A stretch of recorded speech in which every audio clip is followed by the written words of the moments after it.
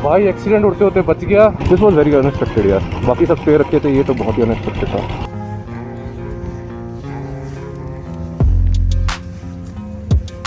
Cafe, welcome to Somang dhaba. ये है मलिंग नाला। ओ भाई, oh my goodness. Speed limit 5 kmph। कीचड़ नहीं जाए, कीचड़ आगे, कीचड़ा ध्यान से। शायद किसी गाड़ी स्लिप करी है। मजा आया? पार्टी कर रही थी बैठ के। तो यहाँ पे हुई है फ्लडिंग। पानी का बहाव बहुत ज्यादा बढ़ गया है और बाइक्स फंस रही हैं बहुत तगड़े तरीके से। पकड़ो पकड़ो उसको, पकड़ो। पानी स्पीड बहुत है। तो सीन ये है, आज हम जा रहे हैं Tabo, Sangla to Tabo. Distance will be around 150 से 200 किलोमीटर के आसपास, पर टाइम लगेगा। 5-6 घंटे का सफ़र है। उसके बीच में हम लोग ब्रेक्स भी लेंगे। कल का बहुत मज़ेदार था, आपने देखा ही होगा। अब मैं आप दिखाता हूँ आज। चलो। सो हो गई है सुबह अगले दिन की डे 3। हम हैं अपने होटल के अंदर सांगला के, और सुबह सुबह मेरी विंडो से ये व्यू नीचे देखने को मिलता है। आज का प्रोग्राम कुछ इस तरीके से कि आज हमने जाना है टाबू, पर पहले हम कर लेंगे सारे अपने लगेज वगैरह की पैकिंग। शुरुआत करेंगे चेन ल्यूब करने और बाइक के जो मेंटेनेंस के काम है वो सब शुरू में ही सुबह सुबह हमने वो सारे काम निपटा लेने हैं, सो दैट बाकी की जो जर्नी रहेगी आज की उसके अंदर हमें दिक्कत कोई ना आए। तो चेन ड्राई हो जाती है, इसको क्लीन करेंगे और लूप करेंगे और फिर लगेज बांधेंगे। चेन लूप हो चुकी है, क्लीन नहीं करी है क्योंकि थोड़ी मॉइस्ट है चेन। अगले स्टॉप पे जाके हम लोग इसको क्लीन भी करने वाले हैं। गाड़ी स्टार्ट कर दी है, थोड़ी देर गर्म होती है, तब तक हम सामान वगैरह इस पर लोड करके पैकिंग वगैरह करते हैं। आओ चले। चेन लूप वगैरह करने के बाद मैंने सीधा लगेज बांधने का सोचा कि मैं लगेज बांध लेता हूँ अपना। उसके बाद फिर थोड़ा सा ब्रेकफास्ट करके निकलने लगे। तो रेन लाइनर्स वगैरह दोबारा पहनने पड़ रहे हैं क्योंकि बारिश होगी शुरू। बारिश का सलाम हमें जाते जाते। आज है टाबू का सफ़र, टाबू तक जाना है हमें। कल लाइनर्स ने बहुत साथ दिया, आज देखते हैं कितना साथ देते हैं। और जैसे ही हम लोग निकलने लगे हमें पता लगा कि टाबू के अंदर बाढ़ आ चुकी है। टाबू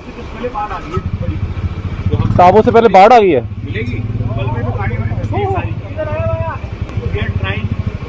जब तक हम पहुंचेंगे तो शायद चीजें बेहतर हो जाए।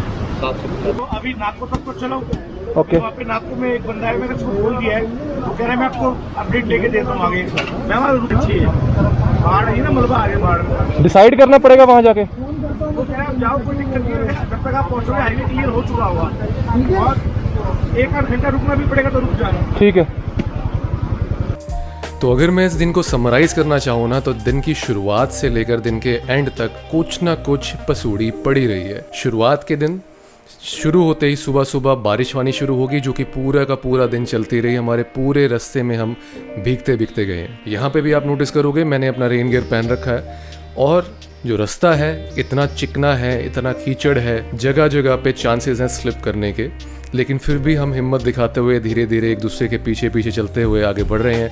आप ये जो रास्ता देखोगे इसके अंदर जगह जगह पे अनएक्सपेक्टेड गड्ढे, कीचड़ और बहुत सी ऐसी दिक्कतें जो हमें नहीं पता, क्योंकि हमारे लिए एक नया रास्ता है। लेकिन हम केयरफुली ड्राइव कर रहे थे, आराम से राइड कर रहे थे, बहुत ही स्पीड लिमिट के अंदर प्रॉपरली ड्राइव कर रहे थे। लेकिन ये करते करते पता ही नहीं होता ना कि कब कुछ हो जाए, जैसे कि ये हुआ।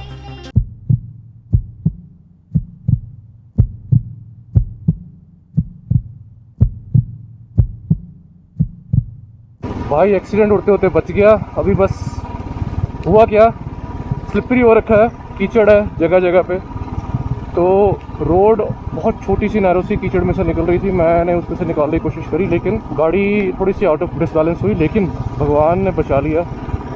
जो आम रिस्क भी होते हैं बारिश में बहुत ज़्यादा बढ़ जाते हैं, जबकि मैं बहुत ही केयरफुली ड्राइव करने की कोशिश कर रहा हूँ। स्पीड भी स्लो रखी हुई है, लेकिन जब लिखा होता है भगवान ने कुछ सिखाना है आपको, तो वो सिखा ही देता है।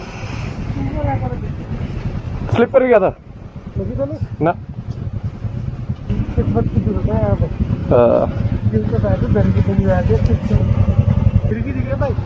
ना फिसला था, गिरा नहीं। बाइक के चलने में मुझे कुछ आवाज़ सुनाई दे रही थी, तो मैं यहाँ पे इंस्पेक्ट करने लग गया कि कहीं मेरी बाइक में से कोई आवाज़ तो नहीं आ रही। मेरा स्टैंड लटक रहा है क्या? देखियो, लेकिन बाद में मुझे पता चला कि ये एक नई पसूड़ी थी। 1 hour later. तो हुआ है सीन बहुत बढ़िया। देखो आप, खड़खड़ की आवाज़ आ रही थी बड़ी ज़ोर से, सलेंसर यहाँ से नाच रहा है। तो यहाँ के नट जो है ढीले हो गए, कसवाने पड़ेंगे। तो अभी बैठ के कुछ नट उतर गए थे, वो कसे हैं।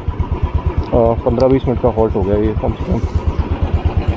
दिस वॉज वेरी अनएक्सपेक्टेड यार। बाकी सब स्पेयर रखे थे, ये तो बहुत ही अनएक्सपेक्टेड था। एनी हाउ, चलो जी।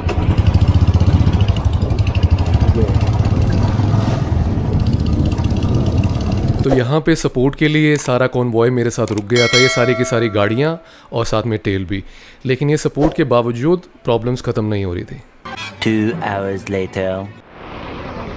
तो 15 किलोमीटर के बाद हम लोग यहाँ पे रुके थे आधा घंटा।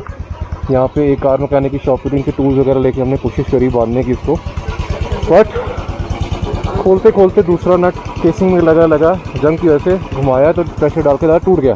अब यहाँ से 3 किलोमीटर दूर एक का बाइक मैकेनिक है, वहाँ लेके जा रहे हैं। तो फिर बांधा तो है, देखो हमने यहाँ से बांध दिया इसको, नीचे भी टायर लगे हैं, वहाँ से नट भी कस दिया, ये नट भी कस दिए सारे। तो हम पहले निकल रहे हैं, बाकी सब थोड़ी देर में निकलेंगे।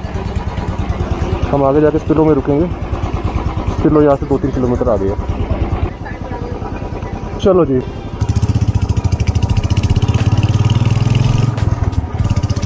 तो यहाँ हमने डिसाइड किया कि हम स्पिलो, जो कि बहुत पास में था यहाँ से, वहाँ पे जाके एक मैकेनिक को हम ढूंढेंगे जो कि हमें वेल्डिंग में हेल्प कर सके।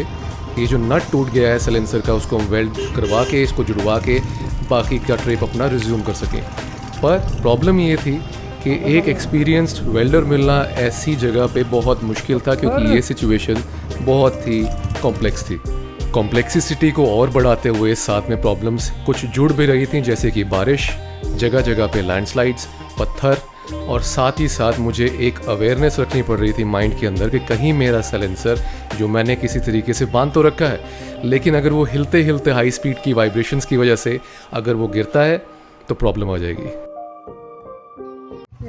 हाँ, ऊपर चलो, ऊपर चलो। सामान दे दो, मैं ही कर दूंगा, सारा खोल भी दूंगा, बैटिंग खोलने की तो खोलता नहीं है, अभी ऊपर चलना है। चलो।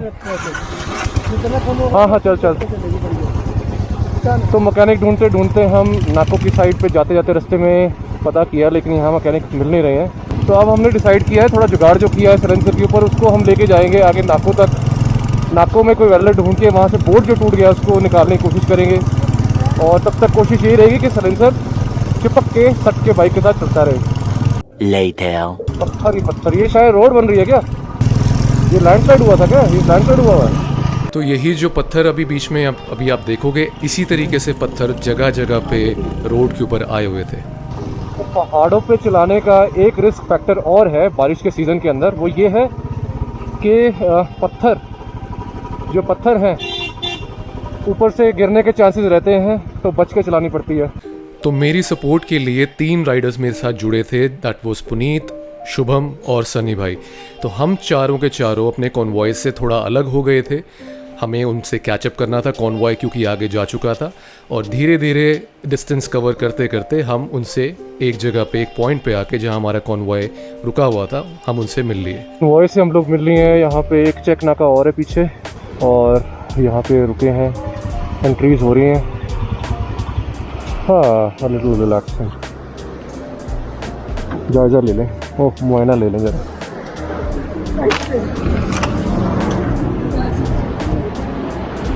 साइलेंसर अभी तो ठीक लग रहा है मेरे को। तो दोपहर हो चुकी थी, तो भूख भी लग रही थी बहुत ज़्यादा। तो हमने डिसाइड किया कि नाको के अंदर एक छोटा सा कैफ़े है, वहाँ पहुँच के हम सारे लंच करेंगे। तो यहाँ से शुरुआत होती है नाको की। नाको के अंदर भी आपको लूप्स दिख जाते हैं, जैसे आपको लद्दाख के रास्ते में जाते हुए गाटा लूप्स दिखते हैं, उसी तरीके से यहाँ पे नाको में भी एक बहुत ही यूनिक सा रास्ता आता है जो कॉन्टिन्यूअस लूप्स के अंदर आप राइड करते रहते हैं। It's kind of a little hypnotic. एक खाली रोड जिसके ऊपर सिर्फ आप, आपकी बाइक और बस आपके थॉट्स आपके साथ रहते हैं। ये रास्ता हिप्नोटिक इसलिए लगता है क्योंकि कॉन्टीन्यूसली आप कभी राइट पे बेंड कर रहे हैं, कभी लेफ़्ट पे बेंड कर रहे हैं, और क्लाइंब करते करते आप एक हाइट पे जा रहे हैं जहाँ पे जाकर आपको कुछ इस तरीके का नज़ारा देखने को मिलता है।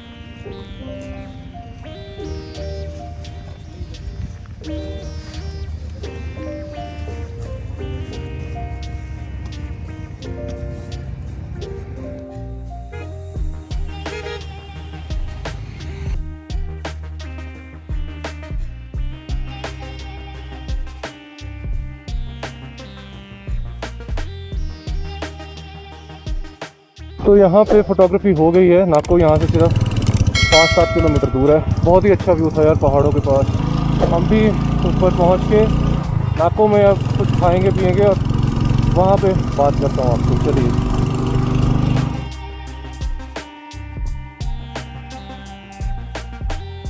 बाइक यहाँ पार्क कर दी। हम रुके हैं नाको में आके हेलीपैड से थोड़ा पहले to have something to eat, खाने पीने के लिए। बाइक्स मैंने अलग खड़ी करी थोड़ी दूर, कुछ बाइक्स यहाँ खड़ी हैं, कुछ वहाँ खड़ी हैं। ये कैफ़े है, वेलकम टू सोमांग ढाबा। तो एक मेन कैफ़े यहाँ पे ये रहा, इसके अंदर हम अभी जाने वाले हैं और कुछ खाते पीते हैं। बहुत जोर से भूख लगी हुई है यार। खाना खाने के बाद प्लान है नाको हेलीपैड जाने का। बाकी अंदर जाके देखते हैं, जब बाहर आएंगे तो मौसम कैसा होगा। तो खाना यहाँ का बहुत नॉर्मल था। एक आपको घर के बने हुए राजमा चावल की तरह कुछ मिल जाता है, लेकिन जो एम्बियंस है यहाँ पे, बहुत सारे राइडर्स आते हैं, अपने अपने स्टिकर्स लगाते हैं और इस जगह पे अपनी छाप छोड़कर जाते हैं। तो यहाँ पे खाना खाते खाते हमारी मुलाकात एक लोकल पुलिस ऑफिसर से हुई। उन्होंने हमें इन्फॉर्म किया वो बाढ़ अभी भी रुकी नहीं है, लैंडस्लाइड के चांसेस बहुत हाई हैं, तो आप यहाँ से टाइम से अपनी जो होटल है टाबू के अंदर वहाँ पहुँच जाइए। तो हमें डिसाइड करना पड़ा प्रॉम्प्टली कि हमें अभी बाकी के जो प्लान्स हैं, जैसे हमें ग्यू मॉनेस्ट्री जाना था, वो सब प्लान्स हमें छोड़ने पड़े। हेलीपैड का प्लान भी हमें छोड़ना पड़ा क्योंकि प्रायोरिटी बन गई सिचुएशन को देखते हुए कि हमारे पूरे कॉन्वॉय को ज़रूरी है कि हम अपने होटल सेफली पहुंच सकें। तो इसलिए हमने डिसाइड किया कि बाकी सब प्लान हम साइड करके प्रायोरिटी देंगे कि हम सारे सेफली होटल पहुंच सकें।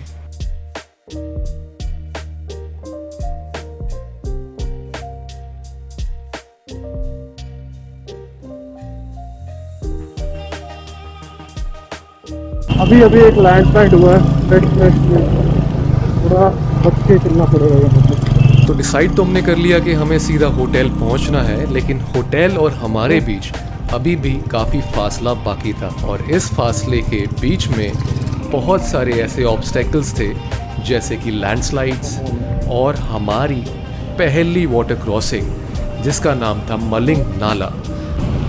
ये है मलिंग नाला। ओ भाई,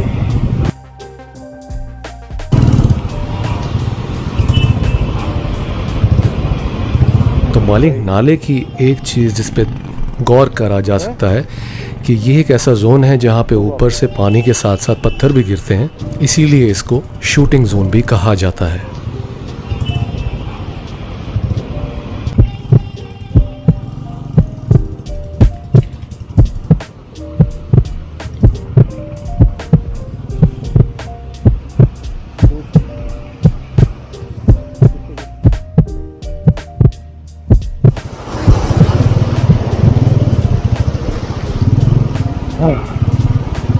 all good all good. Oh my goodness, speed limit 5 kmph। Mulling नाला पार करने के बाद कीचड़ जाए, कीचड़ सड़क की हालत काफ़ी ज़्यादा ख़राब निकलती है।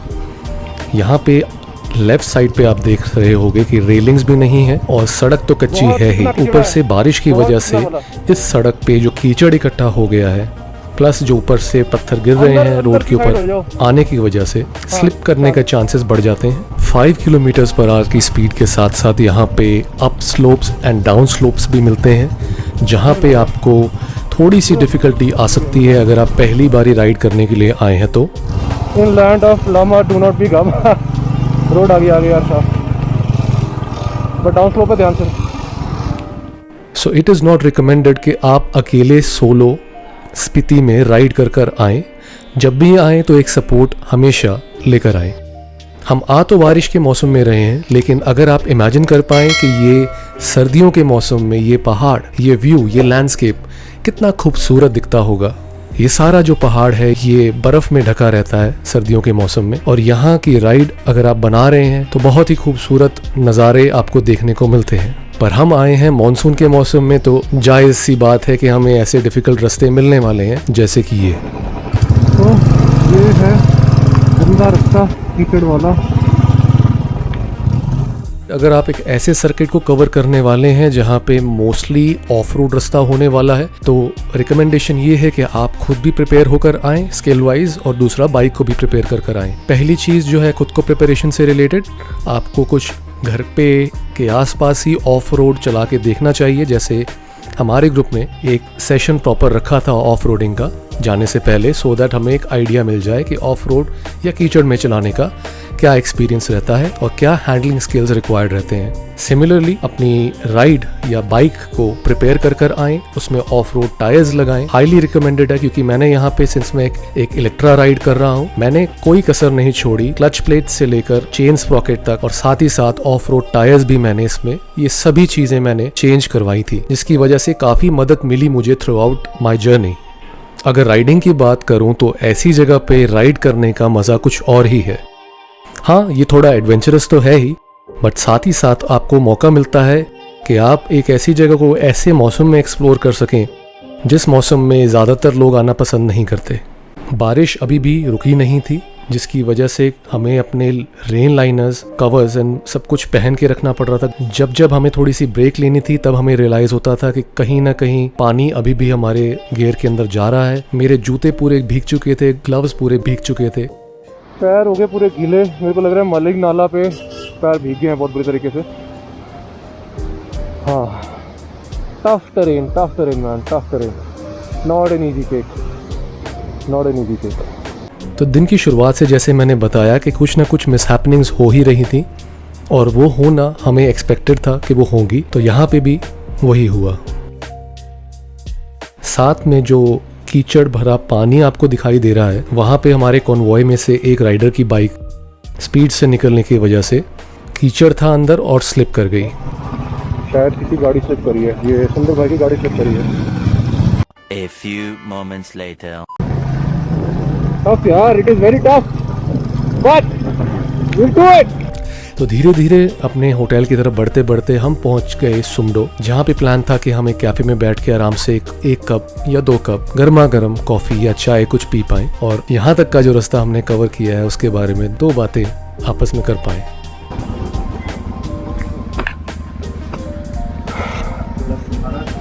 हालत देख लो यार, ये तो फिर साफ हो गया अंदर से पूरा घुड़ुच्चे, जबकि ये वाटरप्रूफ शूज हैं। अंदर से गीला है ना, गीला है। मुझे लग रहा है मलिंग नाले के ऊपर कांड हुआ है। टफ, मजा आया, मजा आया। पार्टी कर रही थी बैठ के। बाबा जी दिख गए। Reaching this place is an experience in itself. The grit it requires, the toughness it requires, comes from within. And brothers अगर आपके साथ चल रहे हो इस तरीके के सॉलिड भाई लोग, थोड़ा आसान हो जाता है। So कैफे में चलते हैं यार, बहुत हुआ। A few moments later. मैं भी अपडेट दे दूं तो गाइस, हमने कैफेटेरिया के बाहर ही हमें कुछ थोड़ा मोटा स्नैक खाना पड़ा, क्योंकि कैफेटेरिया था बंद। साला ये दुख का खत्म नहीं होता बे। तो छोटी छोटी ब्रेक्स लेके कुछ एक प्रोटीन बार वगैरह खा के हम लोग निकले बाहर। थोड़ा सा आगे चल के हमारे पास चॉइस थी to go to the hotel और गो टू द मोनेस्टरी। तो the group has decided not to go over there, because धीरे धीरे बारिश भी की वजह से the area is becoming a little more tad bit difficult and uncertain. तो उसकी वजह से अभी सलाह यही हुई आपस में कि हम लोग का हमें पहले होटल पहुंचना चाहिए। काफ़ी डिफ़िकल्ट था हमारे लिए ये डिसाइड करना कि हम अपनी आइटिनरी में से एक जगह को छोड़ने वाले हैं, क्योंकि मुश्किल होता है इतनी दूर जब आप राइड कर आते हैं। पहली चीज़, आप जो माइंड मेकअप करके आते हैं वो ना हो तो आपको बुरा लगता है, क्योंकि इस रास्ते पे पता नहीं दोबारा कब आना हो। सेकेंडली, जब प्लान्स में इस वजह से चेंज करने पड़ते हैं क्योंकि नेचर आपको अलाउ नहीं कर रही, और आसपास के फैक्टर्स आपको गवर्न कर रहे हैं, जैसे कि बाढ़, बारिश, ये सब चीज़ें जो आपके कंट्रोल के बाहर है, तो अच्छा नहीं लगता कि उसकी वजह से आपको चेंज करना पड़ता है। लेकिन समझदारी इसी के अंदर थी और हमारा कॉन्वॉय काफ़ी एक्सपीरियंस लोगों के साथ चल रहा था। राइडर्स हमारे पास काफ़ी एक्सपीरियंस थे, जिनकी रिकमेंडेशंस की वजह से कई ऐसी सिचुएशंस थी जो थ्रू आउट द राइड हमने बहुत अच्छे डिसीजंस लेकर हम आगे सेफली बढ़ पाए ऐसे मौसम में, स्पेशली जब इस एरिया के अंदर ऑरेंज और रेड अलर्ट जारी किया गया था। इस चीज़ की रियलाइजेशन कि हमारे सारे डिसीजंस सही थे हमें तब हुई जब हम उस पर्टिकुलर पॉइंट पर पहुँचे जहाँ पे हमें वार्न किया गया था कि एक्चुअल में यहाँ पे बाढ़ आने वाली है। तो यहाँ पे हुई है फ्लडिंग की वजह से पानी का बहाव बहुत ज़्यादा बढ़ गया है और बाइक्स फंस रही हैं बहुत तगड़े तरीके से। कोशिश करते हैं यहाँ से निकालने की, पानी का बहाव बस कंट्रोल में रहे।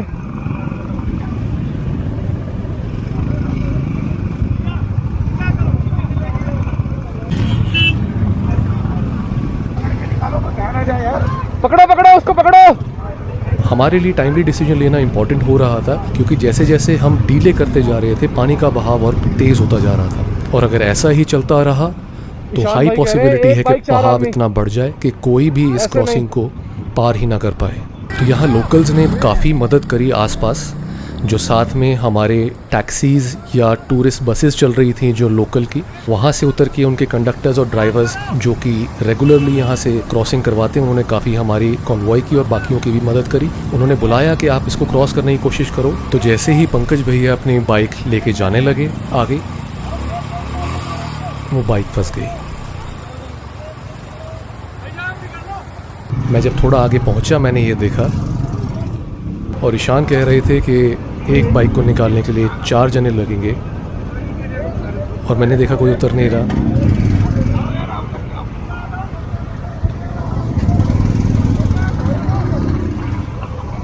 तो जैसे ही कॉल आया कि 4 लोग लगेंगे एक बाइक को निकालने के लिए, मैंने बाइक अपनी स्टैंड पे लगाई और उतर के आगे गया देखने के लिए कि किस तरीके से आई कैन हेल्प आउट। जाओ पानी स्पीड बहुत है। पर उस पार से पंकज भाई को हेल्प मिल चुकी थी जो हमारे राइडर्स पहले क्रॉस कर चुके थे उनके थ्रू। तो बाकियों को कॉल मिला कि आप फटाफट से अपनी बाइक्स यहाँ से निकालिए इससे पहले कि बहाव तेज़ हो।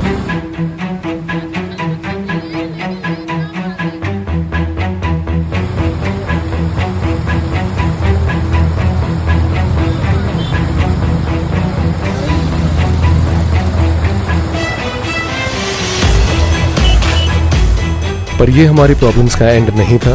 हम सब बाइक्स अपनी अपनी निकाल ही रहे थे कि अचानक बहाव तेज़ होता गया और एक बाइक हमारी फिर से फंस गई।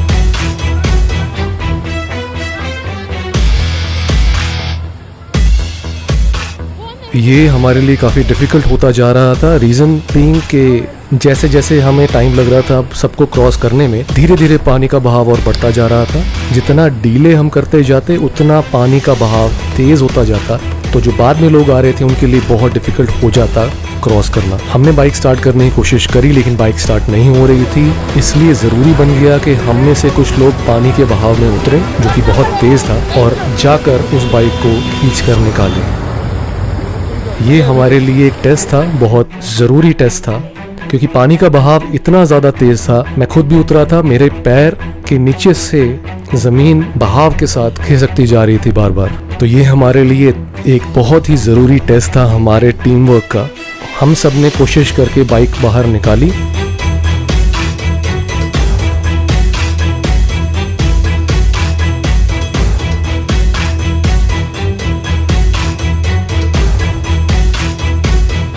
और अपने ग्रुप की बाइक्स के साथ साथ हमने दूसरे कॉन्वॉयज़ की भी बाइक्स बाहर निकाली।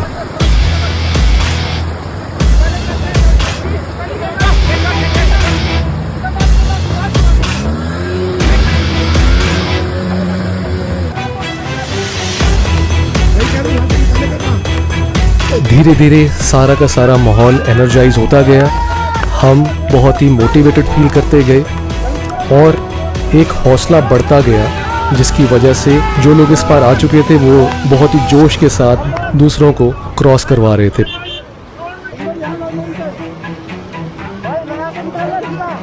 Slanted! Center! Rest! Stand there! Clutch छोड़! Clutch छोड़! Clutch छोड़! Raise the clutch छोड़! शाबाश! आंदे! आंदे! अरे रेस दे! क्लच छोड़ दे! क्लच छोड़ दे! रेस दे और जोर से! हैंडल मोड़ो! हैंडल मोड़ो! हैंडल मोड़ो! हाँ लेके जाओ! लेके जाओ!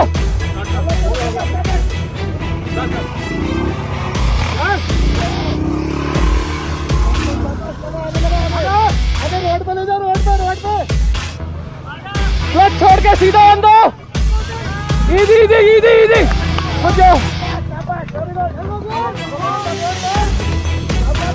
आंदो! आंदो!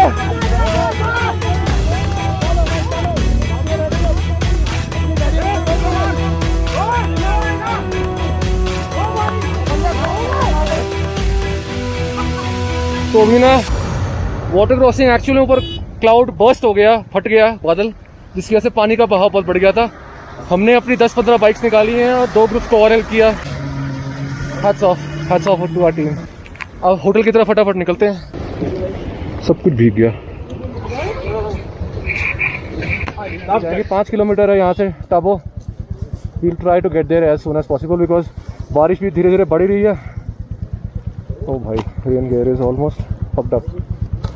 बारिश बढ़ रही है, अंधेरा हो रहा है, दोनों चीज़ें एक साथ बड़ी भयंकर हो जाती हैं। तो ये है हमारा छोटा सा परिवार हमारे साथ चल रहा है जो लाल गाड़ी के अंदर। सुमित भाई बैठे हैं, भाभी हैं, एंड सनव है हमारा छोटा ब्लॉगर। अभी हमने वाटर क्रॉसिंग करी गाइस, कैसा लगा? बहुत मजा। डर लगा? डर लगा? थोड़ा लगा बट मजा भी आया। गुड। नहीं लगा। एक बार भी नहीं लगा? High five for that. ये जो अभी हमने वाटर क्रॉसिंग पार करी, उसको पार करने के बाद हमारी टीम में एक नया जोश आ चुका था कि हम आगे कुछ भी आए उससे डील कर सकते हैं। हमने इमेजिन भी नहीं किया था कि इतना टाइम लग जाएगा एक सिंपल नाको से टाबो तक पहुंचने में हमें। और इसी मोटिवेशन के साथ, इसी जज्बे के साथ हम लोग पहुंचे अपने होटल टाबो के अंदर। ग्राम पंचायत टाबो आपका हार्दिक अभिनंदन करती है। तो यहाँ तक पहुँचते पहुँचते जूतों से लेकर हेलमेट तक, जैकेट तक, ग्लव्स तक सब कुछ पूरे तरीके से भीग चुका था। और मेरे मन में तो बस एक ही बात चल रही थी कि ये सब सामान इस मौसम में कल तक सूखेगा तो कैसे, क्योंकि यही सब गियर कल पहनकर हमने बढ़ना है अपनी नेक्स्ट डेस्टिनेशन की तरफ, जो कि है Kaza. So we are at the hotel, पहुंच गए हैं भीगे भीगे finally. Hotel is really good यार, अंदर से काफी ट्रेडिशनल लग रहा है। कुछ की एरियाज थे जो आज हमने कवर नहीं किए हैं। अभी आपने देखा होगा रास्ते में आते आते कैसी क्रॉसिंग हमें मिली। अगर हम गए होते तो बहुत हाई चांसेस थे कि हम वापसी में फंस जाते। इसलिए हमारे एडमिन्स ने, हमारे सीनियर्स ने कॉल लिया and we followed their call. इस वजह से हम साथ साथ चले, साथ साथ टाइम से पहुंच गए बिना किसी रुकावट के और रिस्क मिनिमाइज करते हुए। बस अभी चाय कॉफ़ी की वेट कर रहे हैं। चाय कॉफ़ी पी के सामान वगैरह अनलोड करके रूम्स असाइन होंगे। उसके बाद हम ऊपर जाके जितना पड़ा ना ये सब गीला गीला हुआ है, इसको सूखने डालेंगे और प्रार्थना करेंगे कि सुबह तक सूख जाए और पहनने लायक बने। फिलहाल चाय कॉफ़ी की वेट, मिलता थोड़ा। सो ये हम पहुंच गए अपने रूम में। The room is amazing. और बाहर बालकनी है यहाँ पे। चेयर्स लगे हैं लेकिन पानी की वजह से गीली हो गई है। कुदरती एक अच्छी चीज़ है, यहाँ पंखा लगा हुआ है। वाह जी वाह।